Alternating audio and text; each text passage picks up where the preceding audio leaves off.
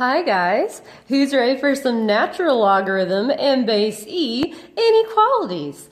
Alright, so just like we talked about with logarithm and base E equations, okay, when we solve these, we solve them in the same way we did in the previous section when we had just log, not base E, or just a regular exponential, so like 9 to the x. Okay, we solve it in the same way. Okay, we just have to think about E and kind of what it means sometimes. Okay, but we're going to be using this rule, okay, which says if you get the same base on both sides and we have an inequality, so c to the x, if that's greater than c to the y, we can drop the exponents down and drop the inequality. So x will be greater than y. So we'll kind of be incorporating this property when we solve. Now, something to keep in mind. Remember, like when we saw before when we had an inequality, when we convert it into an exponential, if our variables changes sides or if it changes from the side it started on, remember the inequality must face it. So like if it was facing this way at the start and you convert it either to an exponential or a logarithm, it applies in both cases. Okay, it must still be facing it if it goes to the other side. So no matter what, when that changes sides, it will affect your problem. So remember, we have to have the inequality face the same way it faces toward the x. Otherwise, the demon cats might come for you. Just saying. Okay, so let's look at example 9. So we have an exponential. Okay, and usually when we have inequalities, the goal is to try to get the same base on both sides. But if you see, we obviously cannot get the same base because if we have e as our base and 9 as our base, okay, there's nothing that goes into e and 9 other than 1. Okay, so we're kind of stuck. So remember, whenever you can't get the same base on both sides, when you have an exponential, we have to convert that bad boy into a logarithm. So remember, you guys, the logarithm stays on the same side of the base, which is on the left-hand side, so it will remain on that side.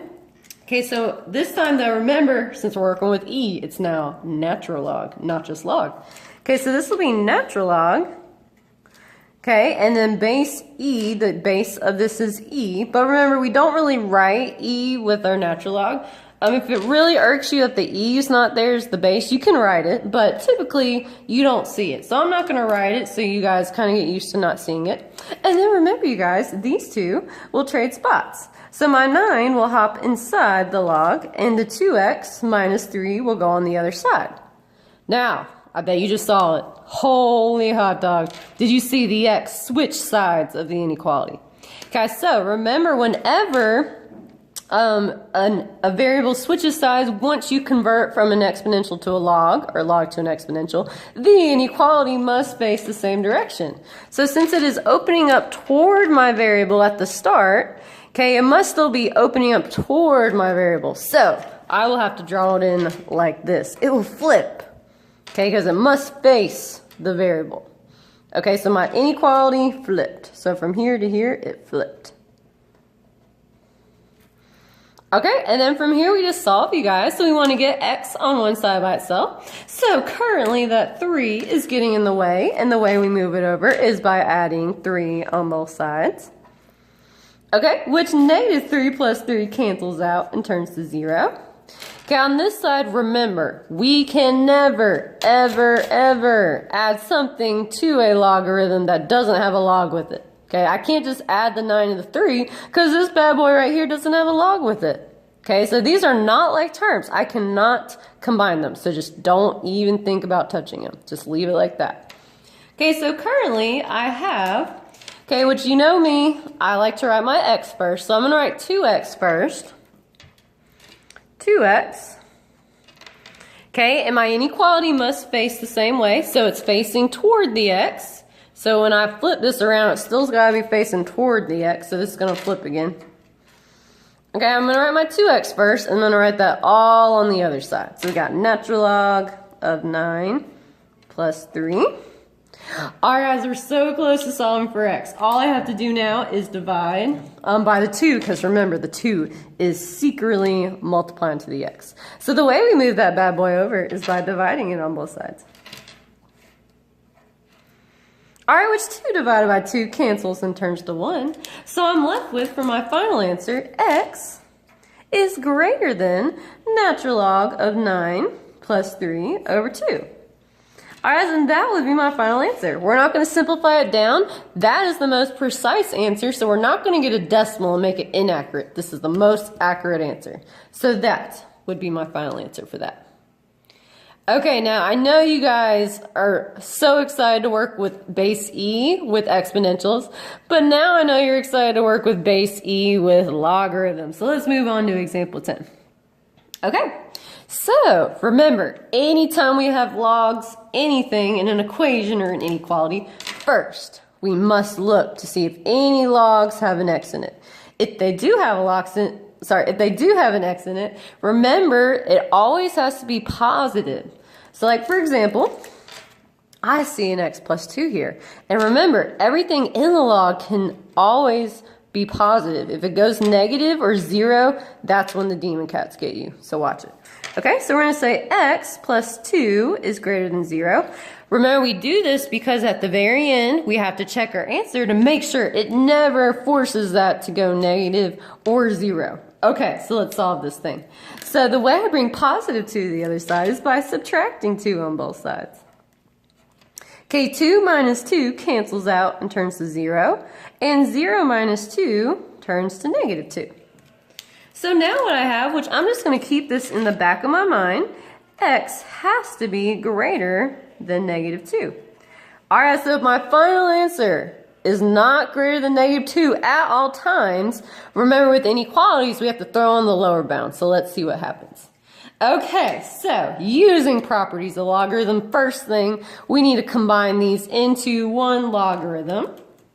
Okay, which since I'm adding here, if you remember back to the previous section or even the section before that, when we talked about log properties, if you add with 2 logs, to combine them into one log, which I'm going to write it with the natural log because they're both base E, to combine them into one log, you have to multiply them using the product property. So I'm going to write it like this, 2 times all that. So that's why I'm going to put in a parenthesis, x plus 2. Is less than 2.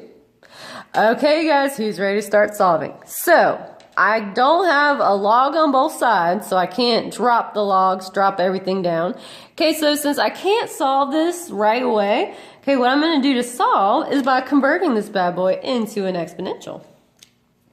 Okay, so remember, if it irks you, it's not there. Secretly an E is there, if that helps. Okay, and remember the base stays on the same side it already is on. So since my base E is on my left side, it will remain on my left side. And then remember you guys, these two are going to trade spots.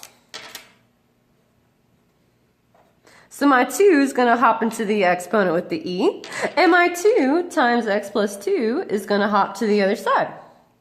But remember, if my x ever changes sides of the inequality when I convert into an exponential or into a logarithm, the inequality must face the same direction.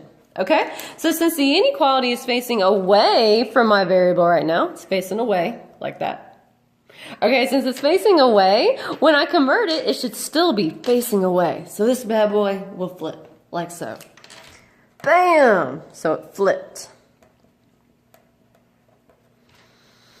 Alright guys, and from here we just solve. So there's several things you can do to solve. We're trying to get x on one side by itself. And currently this plus 2 and this times 2 is getting in the way.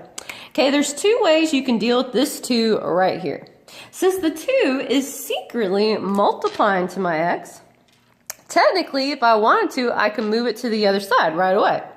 Okay, or if you want to, you could distribute it. Whatever you want to do. Okay, I'm personally just going to move it right away so I don't have to deal with it anymore. So the inverse of multiplication is division. So I'm going to divide both sides by 2, which 2 divided by 2 cancels out and turns to 1.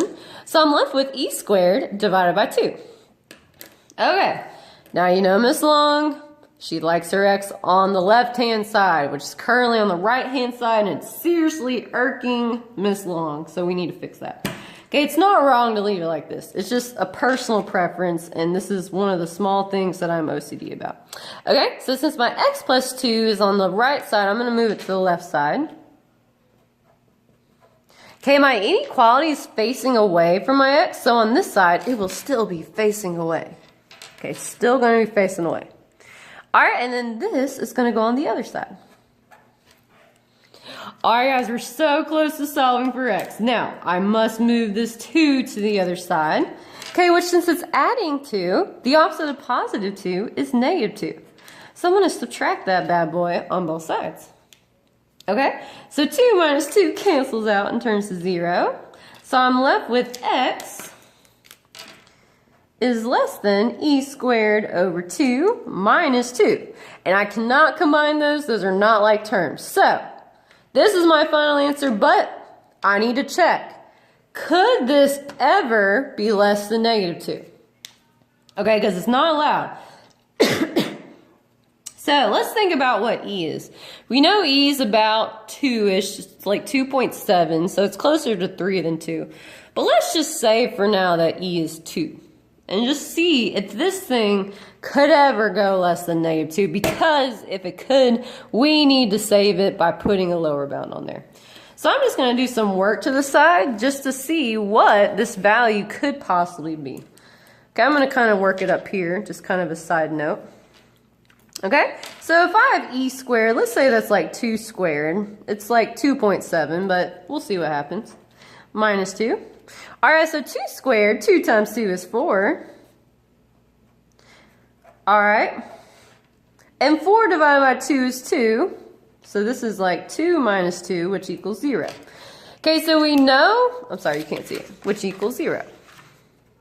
Okay, we know that e is even bigger than that. So it's something closer to 3. So we know in the end we're going to get something bigger than 0.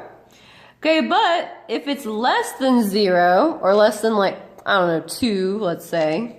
Okay, if it's less than 0, could it ever go less than negative 2? So let's think about some things less than 0. We got like negative 1, negative 2, negative 3, negative 4. Holy hot dog. Do you guys see if we're less than this? Okay, we are definitely going to be less than negative 2. Okay, so I must save it. So I'm going to add on this lower bound of negative 2. So we'll never go less than that. Guys, now, if what I just told you does not make any sense at all, okay, it's a little tricky since e is a number that we can't really like just know off the top of our head because it's a long irrational number. Okay, rule of thumb, you guys, if you ever see x is less than something, rule of thumb is you're always going to have a lower bound. Always. Because if it's less than something, it's going to eventually be less than this number because inequalities keep going on for forever. So if it's less than a number, it's eventually going to be less than a different number. Okay, so rule of thumb, if this symbol right here, when you get done is x is less than something, you better throw in that lower bound. That's kind of the trick. Okay, so my final answer, you guys, is negative 2 is less than x. Okay, or x is greater than negative 2, either way, which is less than e squared over 2 minus 2. So that is my final answer, and we're good to go because we saved it with the negative 2 right there. Yay! Okay, guys, I had so much fun with these, but I know that you are pumped up to do some word problems with logarithms and exponentials. So go ahead and turn to your word problem packet that I gave you, and let's start some nifty word problems with natural logs and base E.